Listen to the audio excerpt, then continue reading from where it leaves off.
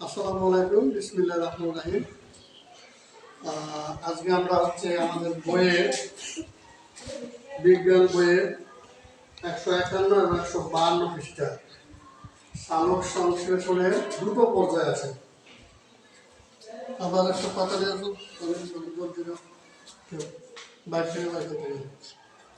দুটো পর্যায় আছে, কারণ সালোক সংশ্লেষণ কি এটা তো বলতে পারবো যে উদ্ভিজ্জ শর্করাজাত খাদ্য তৈরি করে, এটাই হচ্ছে সালোক সংশ্লেষণ, তাই না?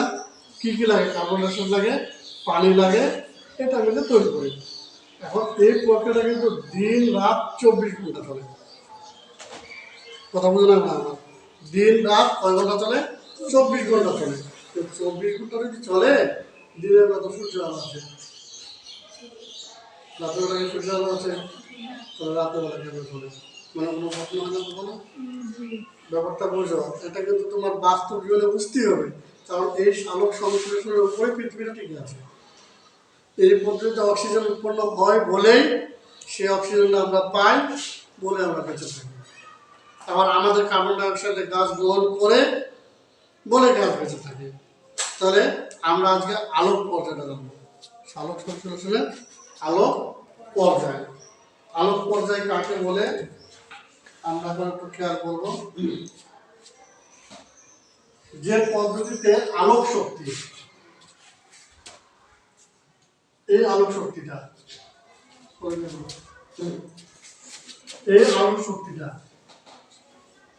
রাসায়নিক শক্তিতে রূপান্তরিত হয়, যে পদ্ধতিতে বোঝা না হয়, সূর্যের আলোক শক্তিটা কোন শক্তিতে রূপান্তরিত হবে? রাসায়নিক শক্তি রূপে বা কেমিক্যাল এনার্জি রূপে যে কনভার্ট হয়, যে রূপান্তরিত হয়, সেটাকে বলে আলোক নির্ভর পর্যায়। কথা বোঝা গেছে? এটা যদি একটা পাতা হয়ে থাকে, সেই পাতা এই জায়গাটা হচ্ছে আমাদের ওই যে আমি গ্রাম চক্র যাচ্ছিলাম, সেরকম করে আসছিলাম না, ওই আসছিলাম না, এরকম করে আবার সেই জিনিসটা। তাহলে আলোক নির্ভর পর্যায় কাকে বলে একজন বইটা দেখে বলো দেখে একজন ভালো করে।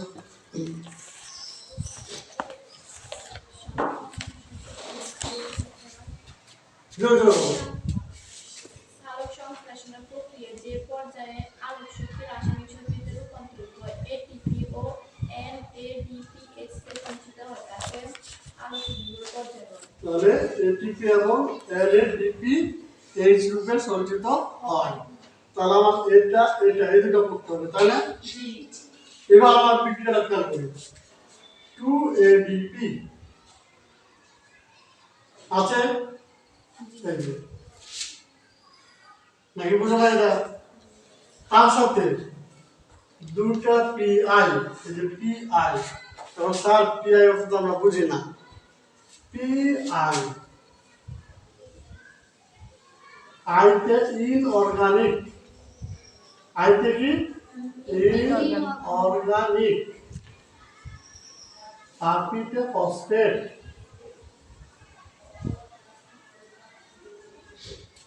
এটার নাম হচ্ছে অজৈব ফসফেট। কি ফসফেট? অজৈব ফসফেট, এই দুটা। তারপরে কি করছে? মিলে NADP। দেখো তো কি উৎপন্ন হয়েছে আমার? NADP। উপরে চলে গেছে, NADP চলে গেছে, NADP হলো। এরপরে পানি, ওই যে পানি আছে না? তাহলে আবার আমি বলি 2ADP প্লাস 2PI হচ্ছে প্লাস NADP আছে না? 2 প্লাস আর কি আছে? পানি, এই যে পানি। তাহলে মিলে এখানে কি আছে? আলো। এটা কি? ক্লোরোফিল। এখন কি উৎপন্ন হচ্ছে দেখো? 2ATP plus 2NADPH plus hydrogen ion plus 2 পানি, তারপরে প্লাস অক্সিজেন উৎপন্ন হয়। এখন স্যার আমাদের কিছুই বুঝতেছি না, আমি তোমাদেরকে একটা চূড়ামুদ্দি বলবো। এভাবে লিখবা খাতায় যে 2ADP লিখতে পারবো না, জানা খাতায় পারবো না, 2PI 2NADP ও H2O। ঠিক আছে, আলো ও ক্লোরোফিলের উপস্থিতিতে বিক্রিয়া করে। শুধু এই কথা এরকম এটা কথা মুখস্থ করতে পারবো না, এগুলো চাইতে দিতে পারবো না। 2ADP যোগ 2P যোগ দিয়ে লাগে দেবো, কমা দেব। 2ADP বিক্রিয়াটা লেখার পরে আর কি ব্যাখ্যা লেখার সময় 2NADP কমা H2O। আলো ও ক্লোরোফিলের উপস্থিতিতে 2 অণু ATP 2 অণু NADPH, একটি হাইড্রোজেন আয়ন বা প্রোটন আয়ন, 2 অণু পানি ও অক্সিজেন উৎপন্ন করে। এরকম করে লিখবা, পারবো না, খালি 2 অণু লিখবা। যদি 2 অণু না লিখতে পারো এভাবে লিখে দিবা, পারবো না এটা লিখতে। একজন দাঁড়ায় বলো তো, এটা ধীরে ধীরে বলো তো, দ্রুত ধরে বলো, তাড়াতাড়ি ধরো, বলো বলো, এটা ধীরে ধীরে বলো। 2 2ADP, কমা 2PI, হ্যাঁ 2NADP, H2O, এবং আলো ও ক্লোরোফিল মিলে বিক্রিয়া করে বলো ATP, 2NADPH, H plus H plus 2H2O, O 2O, O2 উৎপন্ন হয়, উৎপন্ন হয়। পারবো না এটা করতে দিত না, নাকি পারবো না বলো, পারবো বসো। তারপরে কালকে তো লিখতে পারবো না আবার, ওই যে পারলো সেই যে পারলো। এই বিক্রিয়াটা করার সময় প্রথম হয় ফটোলাইসিস। ফটোলাইসিস কাকে বলে এবার দেখো, এই পানিটা ভেঙে হাইড্রোজেন আয়ন এবং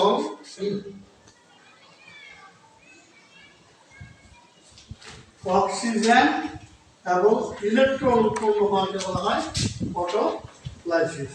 তাহলে পানি ভেঙে কি কি হবে বলতো, জোর বলবা, কি কি হবে, হাইড্রোজেন আয়ন, কি হবে, তারপর কি উৎপন্ন হবে, অক্সিজেন, আর কি উৎপন্ন হবে, ইলেকট্রন। এটার নাম হচ্ছে ফটোলাইসিস। এরপরটা আছে ফটোফসফোরাইলেশন। ফটোফসফোরাইলেশন এডিপির সাথে পিআই যোগ হয়ে, এডিপির সাথে পিআই যোগ হয়ে এটিপি উৎপন্ন হওয়াকে বলে ফটোফসফোরাইলেশন। বুঝতে পারো না? আচ্ছা আমার সাথে বলো, ফটো ফস ফো রাইলেশন। ফটো ফস ফো রাইলেশন। এটা বলো দেখি, ইয়েস।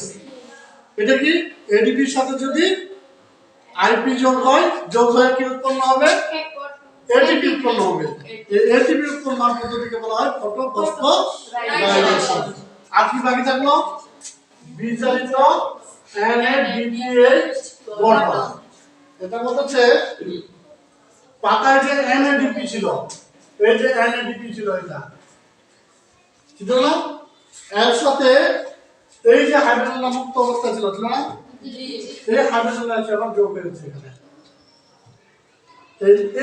এইভাবে এটা NADPH গঠন করে। তাহলে আমি শেষবারের মতো আবার বলতেছি, পানিটা ভেঙে যায়, ভাঙে কি কি উৎপন্ন হয়,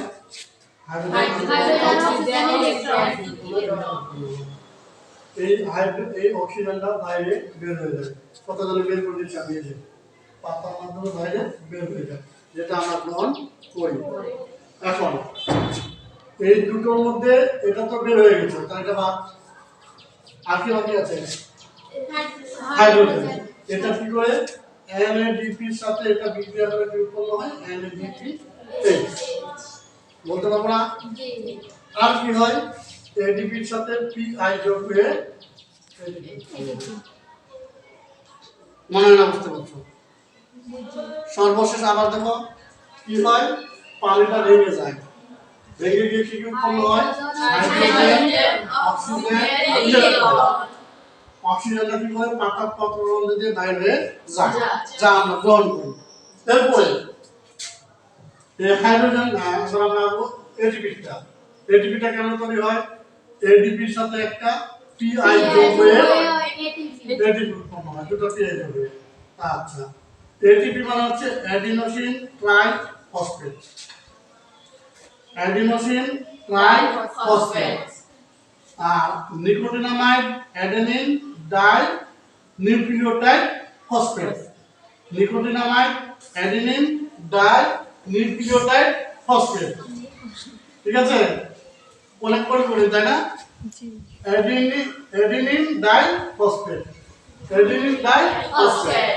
তাহলে আমার সাথে বলবা, পানি বিজারিত হয়ে, বলো, পানি বিজারিত হয়ে হাইড্রোজেন আয়ন, অক্সিজেন, ইলেকট্রন উৎপন্ন হয়। একে ফটোলাইসিস বলে। শেষ। এডিপির সাথে পিআই যোগ হয়ে এডিপি উৎপন্ন হয়। একে ফটো ফস ও রাইলেশন বলে। ক্লিয়ার? এরপর আছে ওই যে পানি বিয়োজিত যে অতিরিক্ত হাইড্রোজেনটা ছিল, হাইড্রোজেন একা থাকবে? হ্যাঁ, মনে করো আমার ব্রেক হচ্ছে একটা লোকে আরেকটা লোক ব্রেক করতে যাবো না, যাবো কিনা? এটা তো ব্রেক আপনি চলো না, ওদের গেছে ভাগ জায়গা। এখন সে কি করবে? তার লোকে যা আবার মোবাইল নাম্বার নিয়ে মোবাইল শুরু করবে, অর্থাৎ কি শুরু হয়ে যাবে? সৃষ্টি হয়ে যাবে NADPH। তাহলে এই হলো আমাদের আলোক পর্যায়ের বৈশিষ্ট্য। এখন আমরা কিভাবে লিখব উত্তরটা? প্রথমে আলোক পর্যায় কি তার ব্যাখ্যা দেব, ক্লিয়ার? তারপরে বিক্রিয়াটা লিখবো, বিক্রিয়াটার ব্যাখ্যা দেব, ওই যে চূড়ামতি শিখে দিলাম। তারপরে তিন জাতীয় ঘটনা ঘটে। কি কি ঘটনা ঘটে? ফটোলাইসিস, ফটোফসফোরাইলেশন, বিজারিত হয়ে এই হলো শেষ। প্রশ্নটা কি আসবে? আলোক পর্যায়ে কিভাবে আলোক সংশ্লেষণ বিক্রিয়া ঘটে ব্যাখ্যা করো। প্রশ্ন লিখে দিব। আচ্ছা, একটু এরকম প্রশ্ন বললে না ভালো হয়, একটু মূল্যবান পারে। প্রশ্ন না বলে চুপ করে তাহলে কেমন হবে? আলোক পর্যায়ে লিখন সময় হবে। আলোক পর্যায়ে সংঘটিত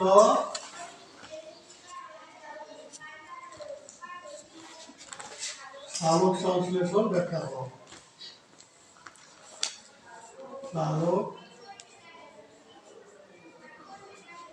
সংশ্লেষণ ব্যাখ্যা করো।